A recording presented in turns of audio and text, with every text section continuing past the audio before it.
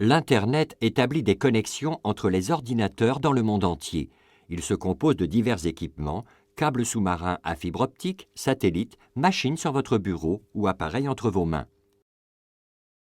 C'est l'infrastructure utilisée, par exemple, pour l'envoi de courriels ou pour la transmission d'informations sur des objets concrets, comme des articles commandés et acheminés vers des boutiques. C'est ce qu'on appelle l'Internet des objets. Toutefois, la plupart d'entre nous utilisons l'Internet pour nous connecter au World Wide Web qui en fait partie intégrante. Les sites web sont habituellement hébergés par de gros ordinateurs appelés serveurs. On se rend sur un site web en envoyant un signal depuis son ordinateur à un fournisseur de services Internet ou ISP. Dans les entreprises ou organisations, ce signal peut transiter tout d'abord par un réseau local. Le fournisseur ISP vous connecte alors à un site web. En effet, chaque ordinateur, le vôtre y compris, a une adresse IP unique, analogue à un numéro de téléphone.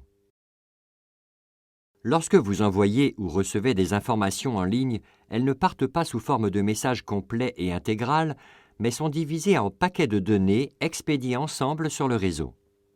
Chacun de ces paquets prend le chemin le plus pratique pour parvenir à destination. Une fois arrivés, tous les paquets sont remis dans le bon ordre. Pour cela, l'élément crucial est la présence de routeurs qui connectent les différentes parties de l'Internet et utilisent des tables d'adresses IP pour se passer les informations. L'Internet doit beaucoup aux normes techniques de l'UIT. Dès le départ, l'UIT a normalisé les modems, dont le travail est aussi au cœur des technologies de ligne d'abonnés numériques, DSL. L'UIT est, de longue date, le pionnier de la normalisation des travaux sur les fibres optiques. Elle facilite en outre, par ses travaux, l'accès au réseau mobile.